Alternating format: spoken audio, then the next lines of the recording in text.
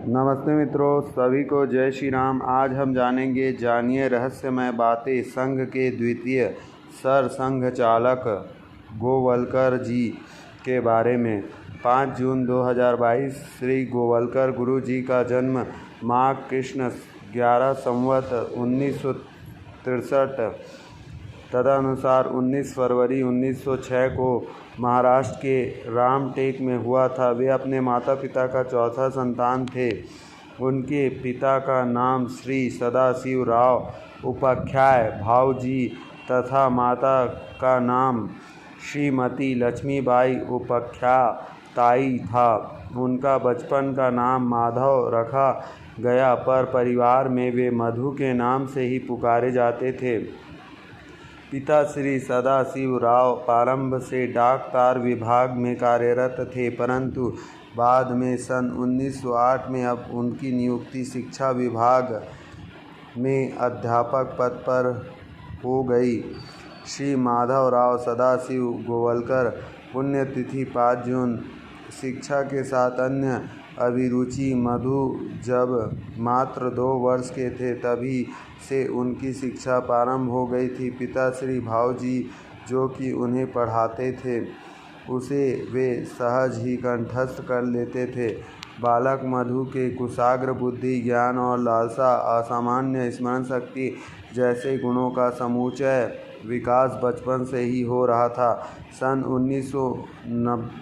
1919 में उन्होंने high school में प्रवेश परीक्षा में विशेष योग्यता दिखाकर छात्रवृत्ति प्राप्त की। सन 1922 में 16 वर्ष की आयु में माधव ने मैट्रिक की परीक्षा चांदा अब चंद्रपुर जुबाली हाई स्कूल में उत्तीर्ण की। तत्पश्चात सन 1924 में उन्होंने नागपुर में ईसाई मिशनरी द्वारा संचालित हिस्लॉप कॉलेज से विज्ञान विषय में इंटरमीडिएट की परीक्षा विशेष योग्यता के साथ उत्तीर्ण की।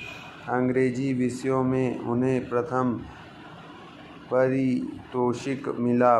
वे भरपूर हॉकी में खेलते ही थे, कभी कभी टेनिस भी खेल लिया करते थे। इसके अतिरिक्त व्यायाम का भी उन्हें शौक था। मलखंभ के करतब, पकड़ और कूद आदि में वे काफ़ी निपुण थे। विद्यार्थी जीवन में ही उन्होंने बांसुरी एवं सितार वादन में भी अच्छी प्रवीणता हासिल कर ली थी। विश्वविद्यालय में ही आध्यात्मिक रुझान। इंटरमीडिएट की परीक्षा उत्तीर्ण करने के बाद माधवराव के जीवन में एक नए दुर्गमनीय परिणाम वाले अध्याय का प्रारंभ सन 1924 में बनारस स्कूल विश्वविद्यालय में प्रवेश के साथ हुआ। सन 1926 में उन्होंने बीएससी और 1928 में एमएससी की परीक्षा प्राणिशास्त्र विषय में प्रथम श्रेणी से उत्तीर्ण की। इस तरह उनका विद्यार्थी जीवन अत्यंत यशस्वी था। संघ प्रवेश। सबसे पहले डॉक्टर हेडगेवार के द्वारा काशी विश्वविद्यालय भेजे गए नागपुर के स्वयंसेवक भैयाजी दानी के द्वारा श्री गुरु जी संघ के संपर्क में आए। उस शाखा के संघ चालक भी बने। 1947 में नागपुर वापस आ गए। नागपुर में वे श्री गुरु जी के जीवन में एकदम नए मोड़ का आरंभ हो गया। डॉक्टर हेडगेवार के सानिध्य में उन्होंने एक अत्यंत प्रेरणादायक राष्ट्र समर्पित व्यक्तित्व को देखा। किसी आप्त व्यक्ति के द्वारा इस विषय पर पूछने पर उन्होंने कहा, मेरा रुझान राष्ट्र संगठन कार्य की ओर प्रारंभ से है। यह कार्य संघ में रहकर अधिक परिणामकारिता से मैं कर सकूँगा, ऐसा मेरा विश्वास है। इसलिए मैंने संघ कार्य में ही स्वयं को समर्पित कर दिया। मुझे लगता है कि स्वामी विवेकानंद के तत्वधान और कार्य पद्धति से मेरा यह आचरण सर्वथा सुसंगत है। 1938 के पश्चात संघ कार्य को ही उन्होंने अपना जीवन कार्य मान लिया। डॉक्टर हेडगेवार के साथ निरंतर रहते हुए अपना सारा ध्यान संघ कार्य पर ही केंद्रित किया।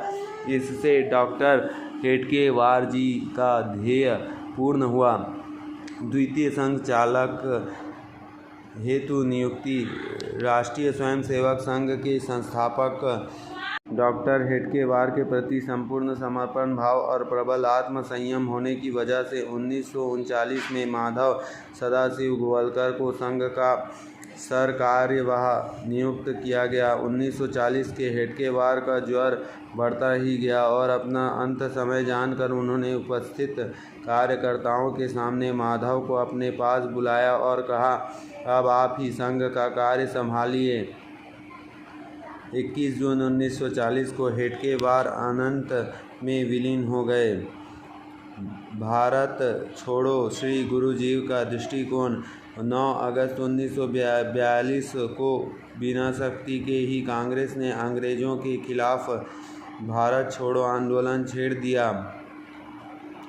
देश भर में बड़ा आंदोलन शुरू हो गया, परंतु असंगठित दिशाहीन होने से जनता की तरफ से कई प्रकार की तोड़ फोड़ होने लगी। सत्ताधारियों ने बड़ी क्रूरता से दमन नीतियां अपनाई।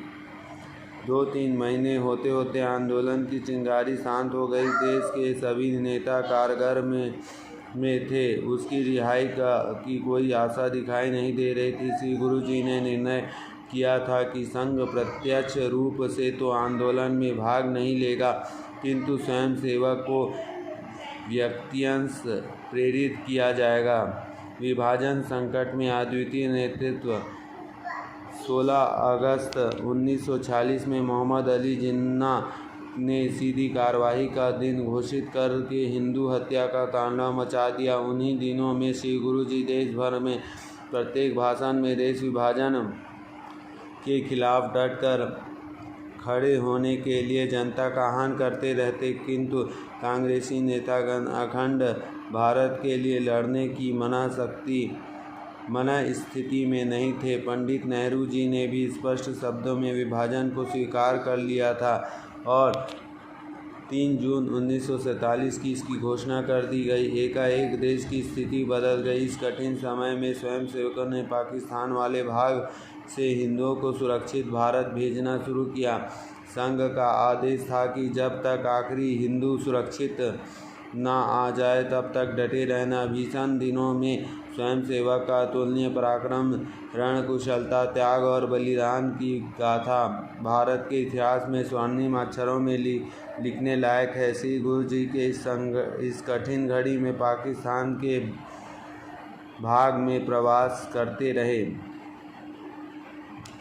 संघ पर प्रतिबंध। 30 जनवरी 1948 को गांधी हत्या का मिथ्या आरोप से 4 फरवरी को संघ पर प्रतिबंध लगाया गया। श्री गुरु जी को गिरफ्तार किया गया। देश भर में स्वयंसेवक की गिरफ्तारियां हुई। जेल में रहते हुए उन्होंने पत्र पत्रिकाओं का विस्तृत वक्तव्य भेजकर जिसमें सरकार का मुंह तोड़ जवाब दिया गया था। आह्वान किया गया था कि संघ पर आरोप सिद्ध करो या प्रतिबंध हटाओ। देश भर में स्वयं गूंज उठा।